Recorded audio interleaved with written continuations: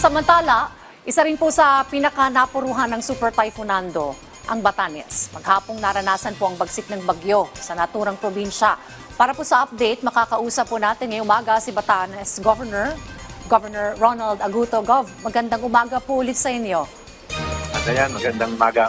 Thank you for taking again our call, Governor. Alright, Governor, understand, nasa signal number 2 pa po ang inyo pong lalawigan. Kamusta po ang sitwasyon ngayon dyan sa Batanes, Gov?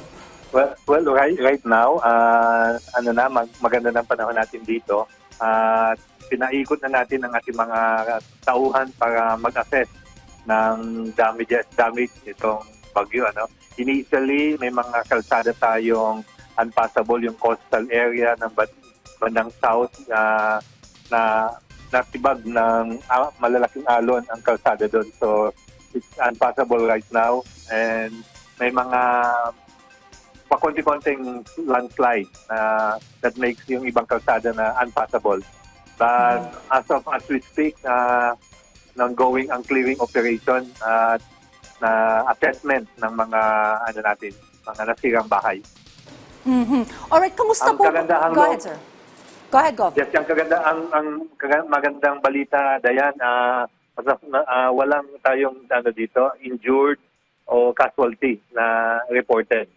We had a total of 872 individual evacuees and pinapaset natin ang kanilang mga bahay and then later on papauwi na namin sila. Well, that's the positive side po na wala pong casualty and injured. So, kamusta po yung naranasan po ninyo maghapon po, Governor, dyan po sa inyong lugar?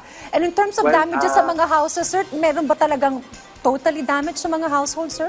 Na mga houses? Yun ngayon, initial report, mayroon pa onti-onti na mga totally damaged. Pero maganda kasi ang preparasyon na ginagawa ng ating mga kababayan dito.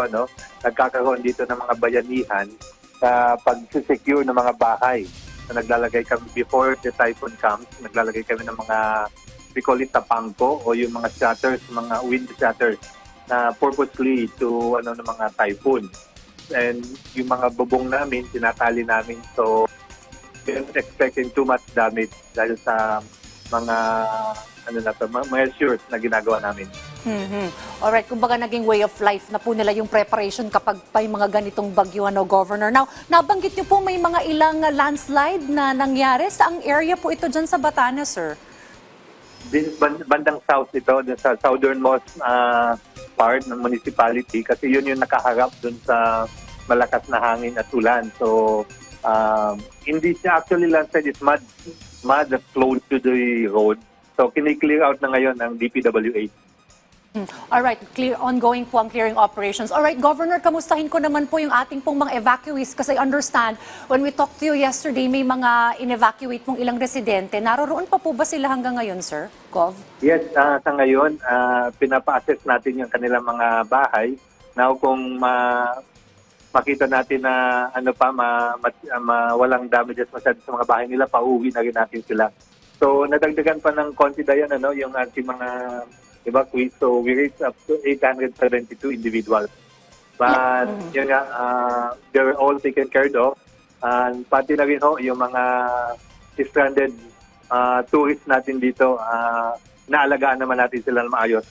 Okay, just to clarify, sir, ilan po ang inabot ng inyo pong mga evacuees? We had 872 individuals. This is 307 families. Alright. Sir, regarding naman dun sa mga tourists, kasi ang Batanes rin po talaga ay tourist destination. So yung mga na-stranded pong mga turista, ilan po sila, sir, at saan po sila ngayon nanunuluyan? Our count was 63 stranded tourists. Nakaano sila, distributed sa mga hotels. So we already coordinated sa mga hotels to brief them and to take care of them. So siguro, Dayan, yun na rin ang namin, ang panawagan ko dun sa mga kamag-anak ng mga turista na nandito, kung hindi nila nakokontak ang kanilang mga kamag-anak, huwag silang mag-alala at nasa mabuting kalagayan naman sila. At hindi namin sila gugutumin dito sa Batanes. So well accounted po yung mga tourists, Governor Aguto. Alright, in terms naman po, sir, nung ating pong supply ng kuryente, kamusta po? Naibalik na po ba? We had a meeting with National Power Corporation and Batanes Electric Cooperative this morning Ang initial assessment, wala namang major damages. So, sinecheck lang nila yung mga line and they promise na within the day, ipa-power up nila ang aming kuryente. Right. Well, Governor Aguto, yung pong ating pong or normal operation doon po sa mga flights, mga kailan po kaya ito? Para rin po dun sa mga tourists na gusto na pong bumalik. We are closely coordinating with the Philippine Airlines. Ang sabi naman nila, by tomorrow, hopefully by tomorrow, mag-resume na sila ng regular flight. Well, Governor Aguto, ang inyo na lang pong mensahe, especially po sa inyo pong mga constituents dyan po sa Batanes, Gov.